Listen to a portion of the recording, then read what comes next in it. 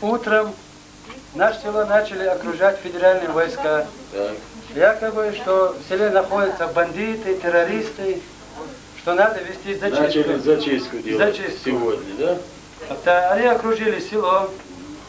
Мы живем на окраине села.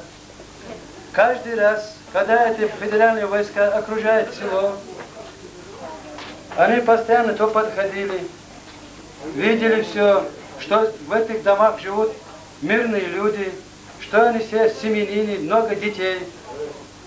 Но вчера, войдя в доверие, как всегда, не говоря ни слова, после ужина, когда все затихли, внезапно подогнали бронетехнику вплотную к домам на окраине села, где мы находимся, живем, и начали массированный обстрел. Не просто так. Сколько это? Это в 9:30, к 10 часу, вечером, ночью. Это в 21:30 так выходит. И вели огонь на поражение, можно так сказать. Прямой наводкой, по жилым массивам вели. И раненые есть. И до утра велся обстрел, не останавливаем. Много есть еще раненые, есть разрушения. Сейчас я не знаю, как и сказать, как и объяснить. Эти разрушения сейчас мы будем снимать. Это разрушение будем снимать, мы вам покажем все, удостоверитесь сами.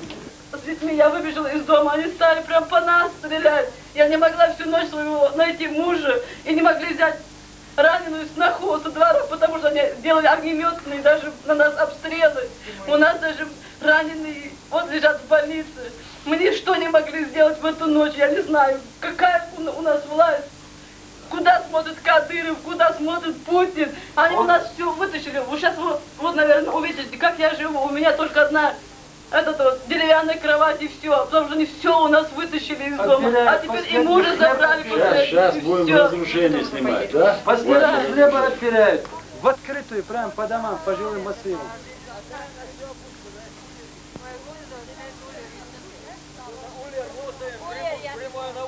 А когда дети выбежали из домов, они начали делать световой завес.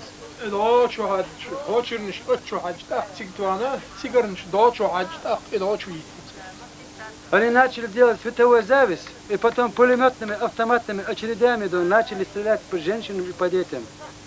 Я не знаю, каким чудом остальные остались живы. Ни в чем не повинное мирное население губят. В этом заключается их миротворность.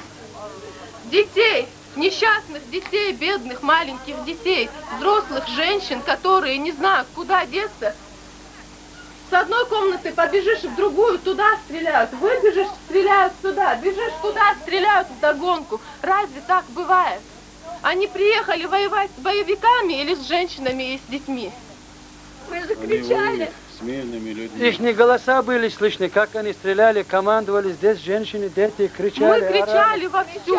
Не стреляйте, не кричала. стреляйте. Женщина, которую они убили, кричала до последнего, не переставая. Там кричали дети с женщиной, с матерью, вышли с флагами в руках с белыми. Не убивайте, здесь дети, здесь женщины, не убивайте. Только после этого начали они еще сильнее стрелять. Они световой завеси делают. Из минометов там стреляют, ракетницы освещают все.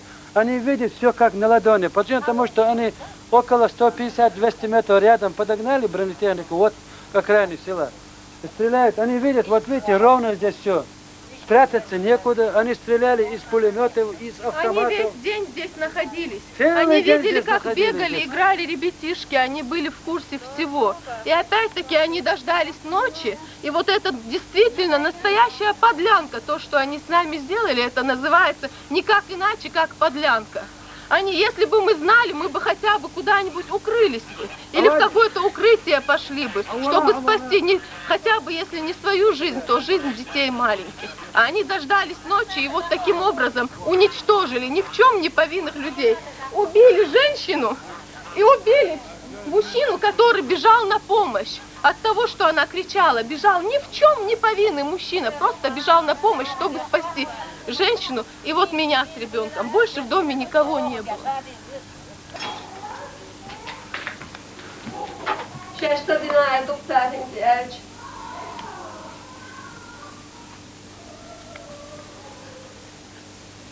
Čavis ņēlās un hrdētas.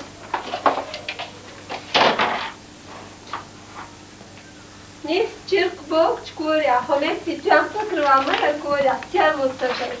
Iri tjamo ginastan. Kaya čkurja săpea nis admi što čkurja hoću tohnahar.